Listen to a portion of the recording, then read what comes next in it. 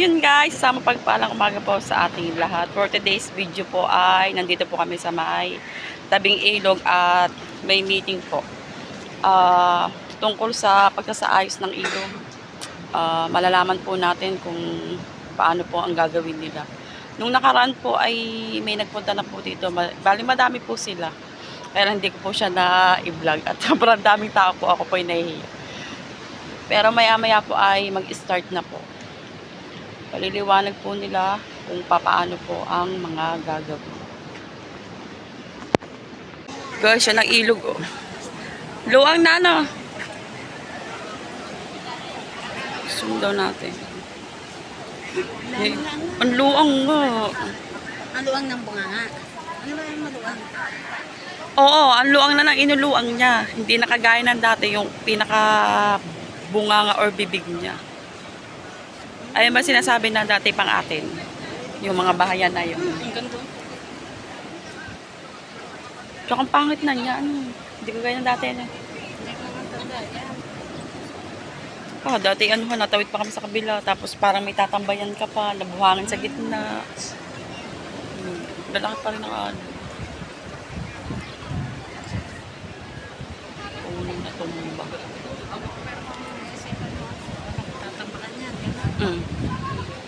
Ang daming tatambak. Pero yun, ano siya eh. Mababa may lupa eh. Ayan yung dati. Guys, medyo marami ng tao. Hindi pa lang po alam kung sino pang inaantay. Hi po, Kap! May inaantay pa po bago po magsimula. Ha? Pasok na po tayo. So, may mga inaantay pa po ba tayo? Wala po. Yung mga taga San Diego po, nandito na po. Magsisimula na po guys. Morning po. Saan? Kayo lang po, wala na po iba. Medyo Kayo po kunti yung lang po mga ang tao. representative na mga resort po. Ha? Morning po, thank you po sa pagpunta po. Ayan, so yung mga nasa labas po, pasok na po. So magandang umaga po sa ating lahat. So kami po ang kinakatawan ng PHAU Diversified Solutions. So alam ko naman po medyo may idea na po kayo sa ating project. Yan. So before po tayo magsimula, okay na po ba lahat? Pasok na po Medyo kayo. magandang mic ngayon. Huwag po kayong mahiya, wala po itong bayad. Mamaya na po ako maniningin ng talent fee. Sasayaw po ako eh. Parang, hello, yan. Parang malulungkot po kayo ah. Kamusta po? Kaya nga. Masaya po. Parang kayo lang po masaya. Ayaw nila po eh. May mga ayaw ngumiti. So yun po, so before po tayo magsimula, ina-acknowledge ko lang po, may mga kasama po tayo dito mula po sa mga iba't ibang ahensya. So sa DENR po, actually nag-request po tayo sa regional office. Ang pinadala po dito ay si Sir Nolito Namuco. Yan sir. Siya po ay galing po ng Senro Calaca. So siya po ang chief ng Regulation and Permitting Section. Tapos nandito rin po ang taga DPWH Balayan. So si Engineer JP po. Nandito rin po si Engineer Jarish. Galing po siya sa regional office ng DPWH. Yan po. Tapos nandito rin po yung representative po natin sa Nasugbu Coast Guard, si Sir Navarrete. Yan po. Nandito po siya. Kasama po natin ngayon. And then, nandito rin po si Menro. Nandito po yung Menro po ng Nasugbu po, si Engineer Amoyo. Konti naman yan sila. So, yung taga OPG po, meron din po tayong representative galing po sa office po ng Provincial Governor. Si Ma'am Perlendaya po, nandiyan po siya. Yan, so, ano po, lahat po ng mga involved na agencies, may mga pinadala po representative. So yan po, so Kapitan Bayas, morning po. At ang ating po dating kapitan, si Cap Esguera, thank you po. Mga kagawad po natin, sinusuporta. Tapos kayo po, mga taga San Diego, salamat po sa pagpunta. Okay. Gagawin po namin palang regular po. na magkakaroon po tayo ng information educational campaign. So gagawin po natin to every month. So kasama po lahat po ng involved na mga communities, barangay, para mabigyan po namin kayo ng continuous update po sa project natin. Yan po. So lahat po ng involved, Bukana po, San Diego, actually pati po ang mga katabing barangay po hanggang sa Natipuan. So, inano po kasi natin yung kinonsider po natin lahat.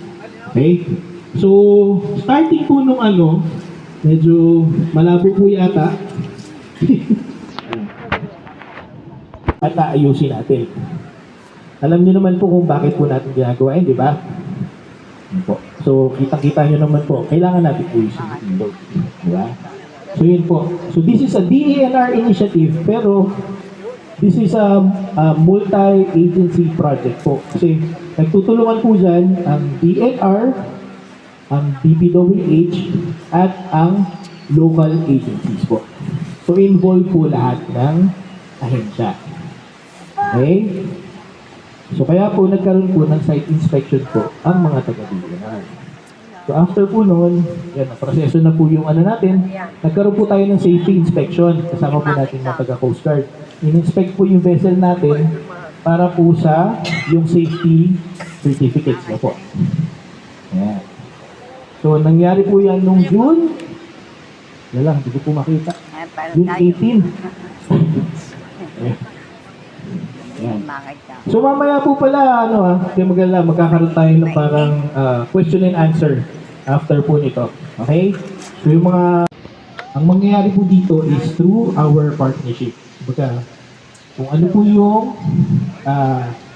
magiging po natin dun sa project. Yun po. So, yun po kasi nakasaad sa Department Administrative Order.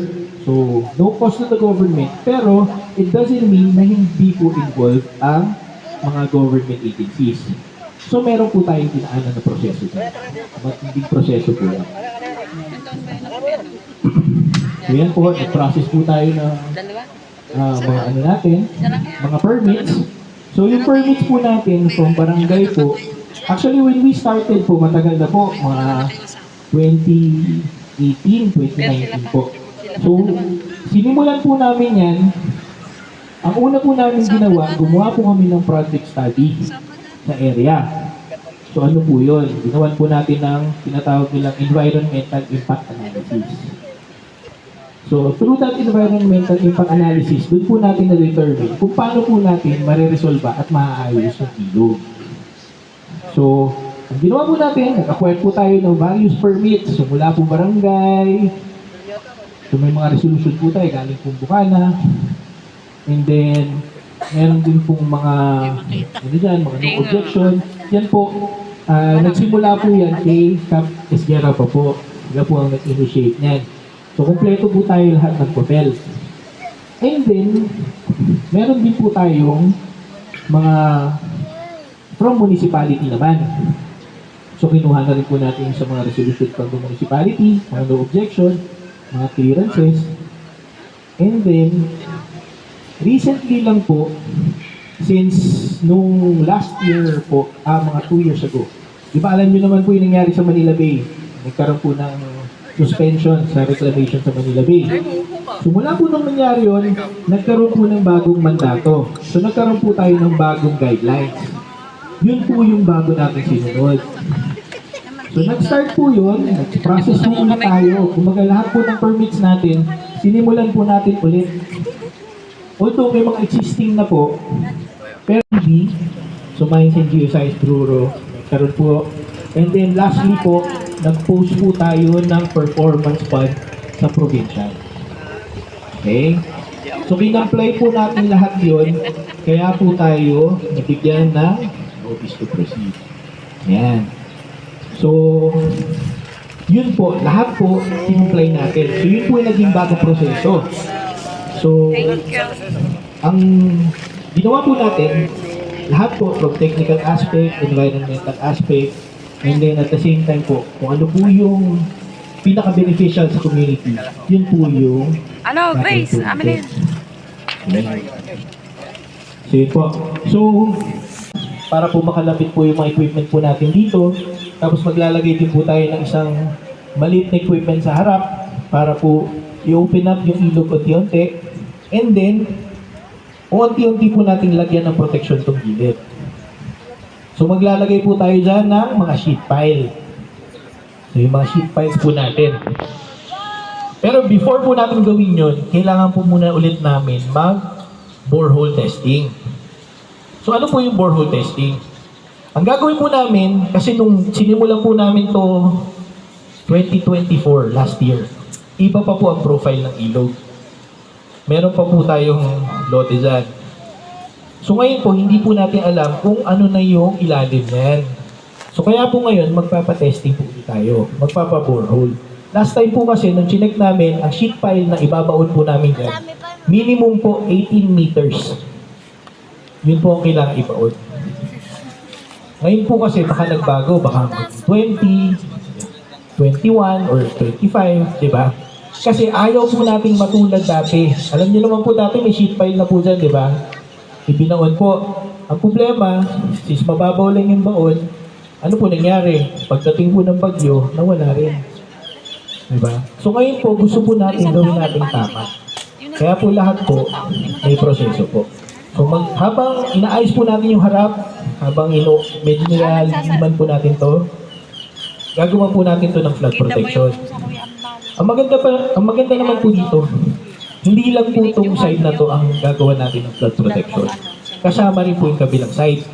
Base po to dun sa mga hydrology and hydraulic analysis natin. So maglalagay po tayo dito sa side na to, maglalagay din po doon sa kabila, and then at the same time po, dun po sa may kanto po, maglalagay din po tayo ng sheet pile po dun. Bago po magbakawan. So maglalagay po tayo dun. Makikita nyo po yan dito po sa plano. So yan po, ma'am. Yan, umauna muna po ako. Good morning po muna sa ating lahat, sa lahat ng government agency. Ito po, hindi ko na po isa-isa. Lahat ng naririto.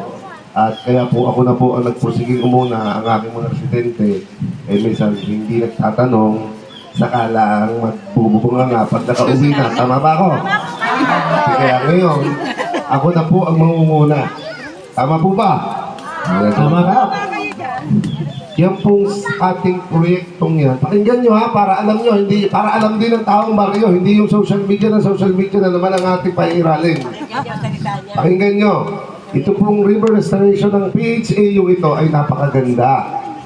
Uunahin ko munang hilingin sa PHAU, habang maaga pa at aabutin tayo ng malakas na bagyo na naman, gawan muna natin, boss, ng band-aid solution ito. Kasi iiyak na naman ang aking residente pag nadurog na naman ngayong taong ito. Tama ba? Hindi? Una na ang Mama Pepe. Padalawa, yung pong ating magiging barko dyan, para po wala na tayong problema, boss, magboboya po tayo. Nandiyan po si aking Coast Guard. Pwede po sana yung barko po natin, huwag na nating ipark sa tapat ng mga resort, private resort dyan. Kasi isipin nila, ang inihigop, tapat nila, yung mga merong hindi alam. Tama po yan. Kasi nasasabi po sa akin, kaya ako po nasasabi, di po ba ang pinakamarites at buong barangay ang kapitan? O ako na po yun.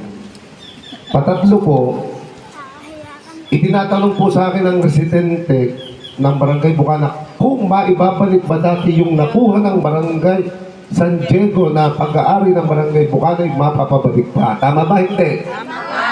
Ayaw niyong magsitanong eh. No. Hindi yun isasagutin ng PHAU.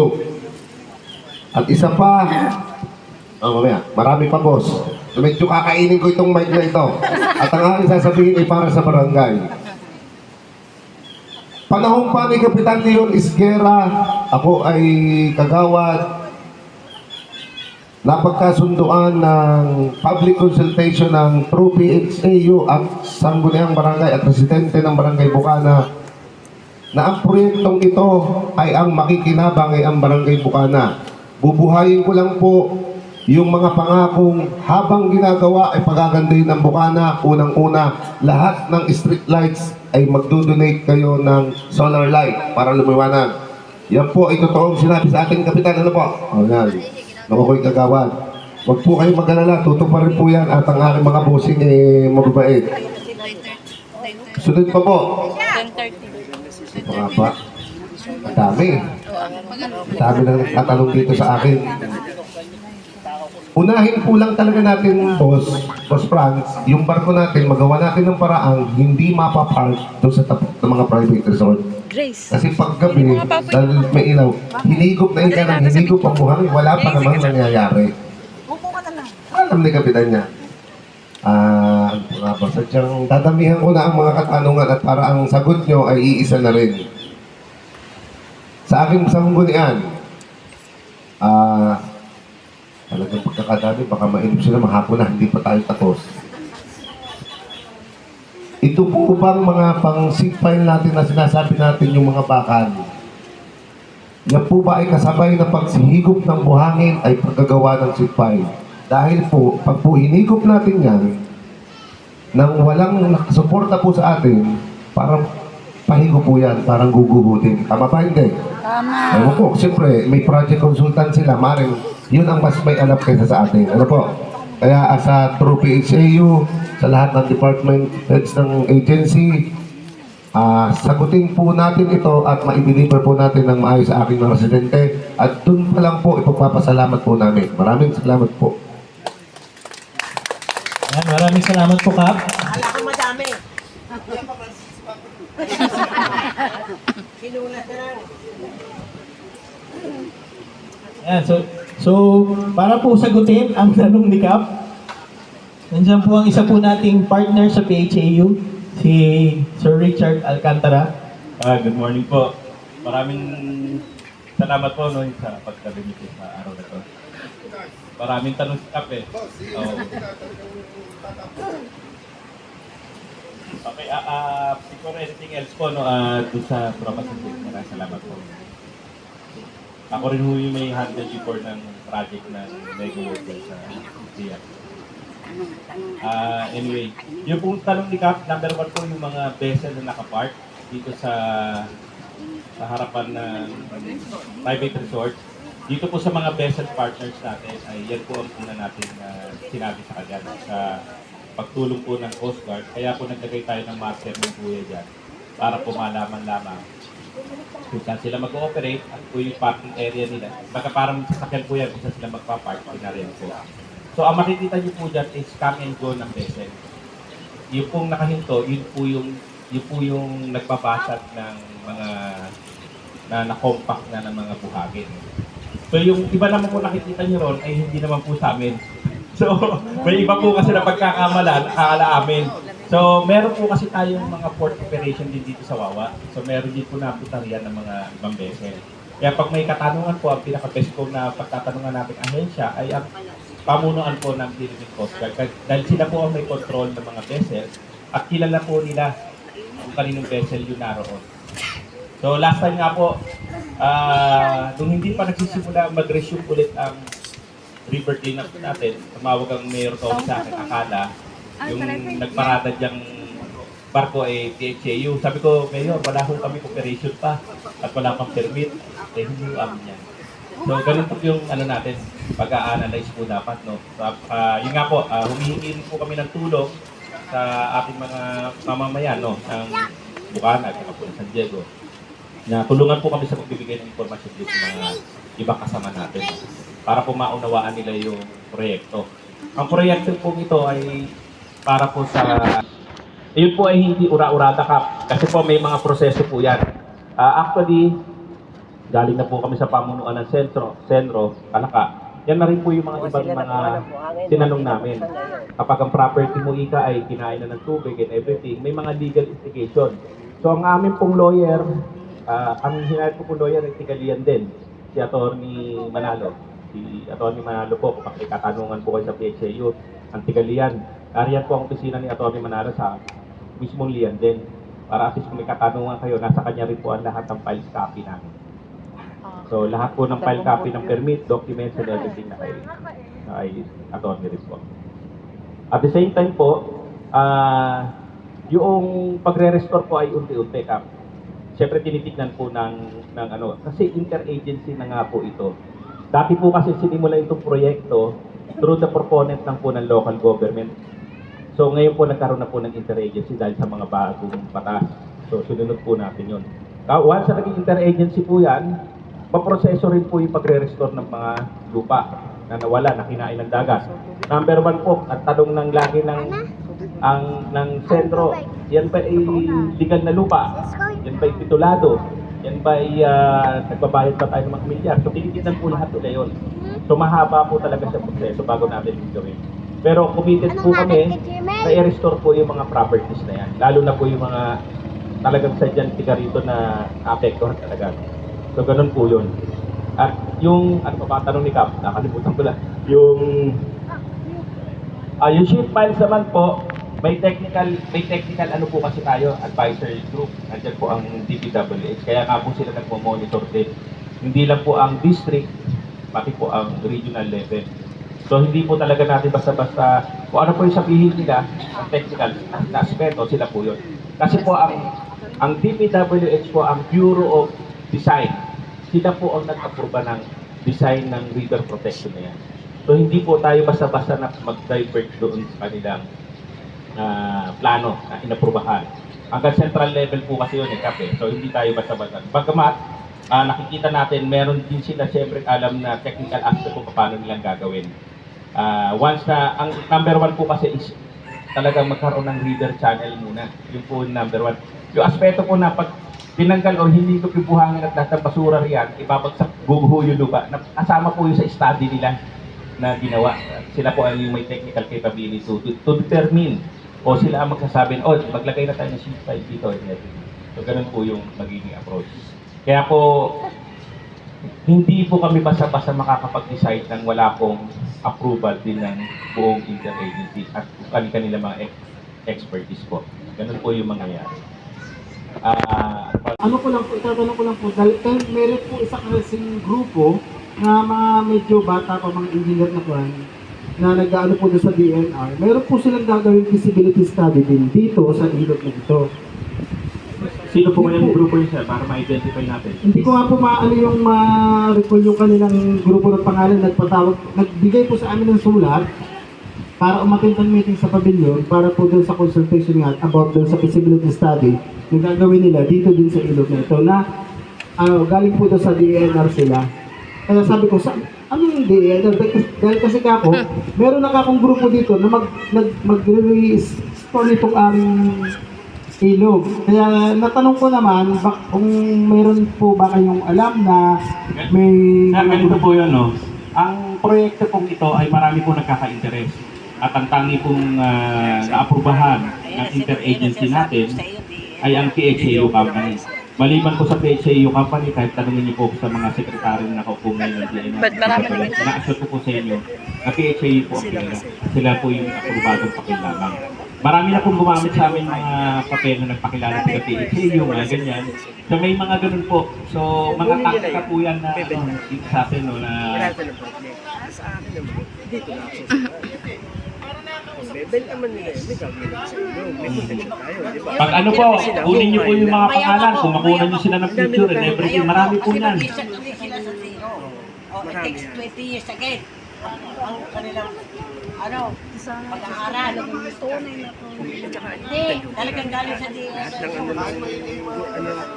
Imposible pong galing ng nanay kayo sa DNR kasi po ang tiga-DNR may approval sa atin. Ayan po, tiga-sentro, tiga-petro, kausap, kagagaling lang dito namin sa Kalawala po sila pinapadalang tao. Sila lahat ang hindi pwedeng kung mga ito.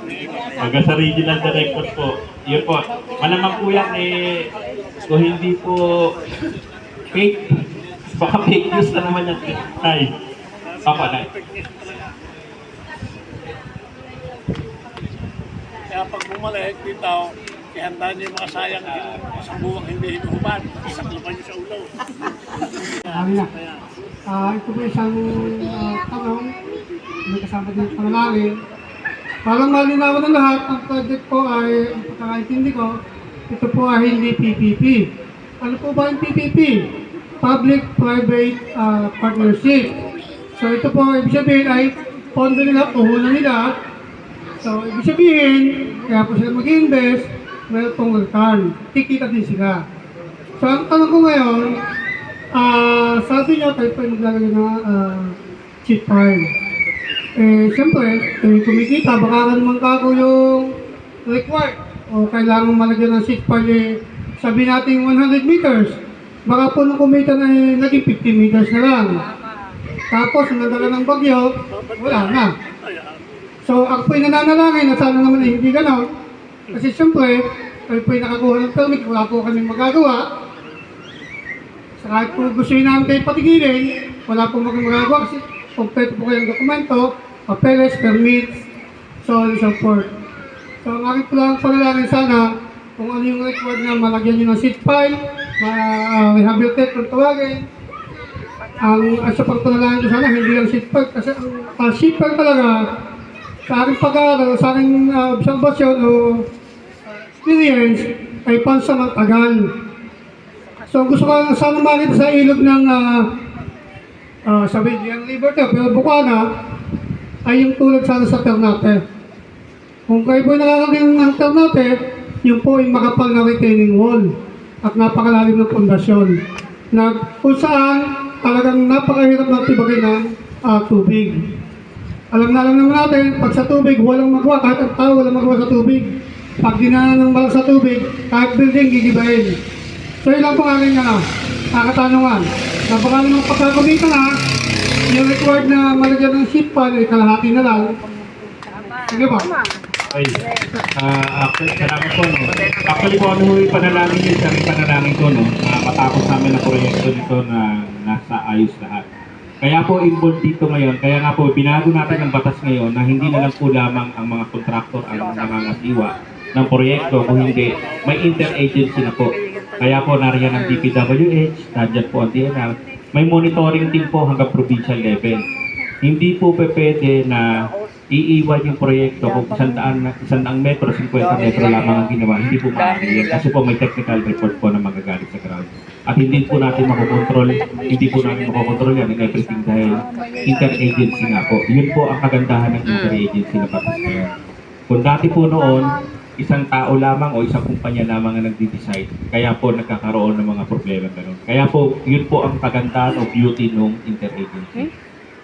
Kaya po, mahirapan po, kung mandadaya man kami, mahirapan po. Hindi po mangyayari yun. Gawa nga po, una sa lahat, kagaya nga po na sinabi ko sa inyo, ay ayoko ho masira ang pangalan ko dito sa atin. Pangalawa, hindi naman po pera-pera lamang ang laban natin dito, no? Kung hindi maituwid talaga yung problema natin na yan. So, yan, nariyan po pamuno ng DPWH to ensure you na tama po yung mangyayari na protection niya. At hindi lang po sheet file yan. Meron pong dinesign talaga hanggang central office po ng DPWH. Yun, sir. Yes, sir. Sir, in addition lang din po, pagdating po dun sa design na ginawa po natin dito, ang naging katulong po natin dito dati ay si District Engineer Ben Musar. Kung familiar po kayo, siya po yung District Engineer dati sa Balayan. Taga rito rin po siya. Yung dinesign po natin na sheet file is based po dun sa, syempre sa profile ng ilog. Kaya po nga ang sinasabi namin, hindi lang po isang site ang isi-sheet file. So may sheet file po dito sa side ng Bukana, may sheet file din po sa kabila, may sheet file din po sa kanto. So very, makikita nyo po, lahat po ng corner, nilagyan po, this is based doon sa hydraulic and hydrology analysis. So ano yun? Yung mga tama ng waves. Kung makikita nyo, saan po tumatama doon sa kabilang side, doon po sa may bungahan, makikita nyo po yung gabions, basag na. Diba? Durug-durug na po. Kasi doon po tumatama yung current po, galing po sa taas. Pagdating po nun, tatama po yun dito sa area. At the same time po, yung galing po doon sa kabilang ilog, dito rin po ang punta. Tapos, meron din pong galing sa harap. So kaya po, etong side na to ang nasisira ng nasisira. So kaya ang gagawin po natin, isini-sheet file po natin yan. Sisiguraduhin po natin na yung sheet file, yung tamang length, yung tamang specification, para po based dun sa kailangan ng project. Sisiguraduhin po natin yun. anong assurance natin doon, sir? Kasi sir, matagal-tagal po yung kontrata natin. Once na nagkaroon po kayo ng issue, since this is, kagaya nga nasabi nyo, sir, this is PPP. Pag yan, sir, nagkamali, gumuho, sinong gagastos ulit para paayos? Kami po ulit. Kaya nga po, initially, habang inaayos po natin yung harap, mag-a-additional borehole testing po tayo para ma-determine yung malalim or yung pinaka bed, yung hard bed po na tinatawag. So initially po kasi, ang ilalagay po namin dyan ay 18 meters. 18 meters po na sheet pile. Yung dati po, kaya gumuho yun kasi nasa 12 lang po yung nailagay. Hindi pa po naibaon lahat. So yung dati. Kaya po may mga sheet pile po dyan na nakabaon, di ba sir? Oh. Kasi po, 12 meters lang yun.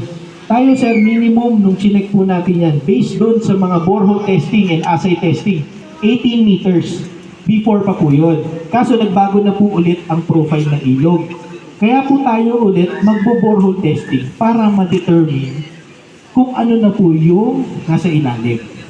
Po, mamaya sa labas, nagtatanungan pa po tayo doon ha. Di ba Kap? Ano, lipat po tayo sa labas, doon po tayo magtanungan. Pwede naman po. Actually, may follow-up naman po yung ating ugnayan. Hindi naman po ito lang nangyayari. Monthly tayo. Yes, monthly po. Monthly po natin itong gagawin. Magkakaroon po tayo ng regular activity. So, minsan lang po, mag-iiba. Siguro dito po minsan yung venue. Tapos, kasi ang gaya po na napag-usapan namin, i-involve na po natin halos lahat po ng community, ng coastal community. So hanggang natipuan, baka ho sabihin kasi hanggang natipuan o hanggang matabungkay, na-apekto na garanti po na ito. Salamat po. So yun guys, tapos na po. Medyo matagal-tagal siya. Okay. Parang wala na akong naintindi. Dumaan ka. Ang sabi mo. Gutom na guys. Pauwi na tayo. Buwan-buwan, merong ganang update sila sa pagsasaayos ng ilog. So yun guys, nakauwi na nga po tayo ng bahay at ako'y nakakain na yan. Sana nga po ay maging maayos po ang pagpapagawa po ng ating pong ilog. Ang tanong po kasi ng iba pag po ginawa ay mababalik po ba sa dati ang ilog? Mababalik naman po daw, kaya nga lang ay siyempre po ay sa tamang parang panahon. Para siyempre po, marami po silang gagawin bago po maging maisaayos ang lahat. Yan. Wag po sanang mapagaya nung isang taon na parang kumuha lang ho ng buhangin katapos biglang nawala. Napatulpo daw po. Pero yun nga, sabi kanina sila yung napatulpo ay wala namang problema dahil kompleto naman sila sa mga papeles. Yan. Yun nga lang ang panalangin po ng iba sana po ito ay magtuloy-tuloy na. Yun nga sabi po kanina, magkakaroon po ng monthly na usapan para po sa update sa pagpapagawa nga po ng ilog at para nga po pag tagbagyuhan ay hindi na po na kailangan na lumikas pa ng iba. Yan. So yun guys, dito ko na rin po tinatapos ang aking vlog. Thank you so much po sa inyong lahat sa walang sawang nanonood ng aking mga vlog at aking mga live. Thank you so much po sa lahat po na sumusuporta. Ingat po kayo lagi and God bless po. Bye bye po. Thank you for watching. See you on my next vlog.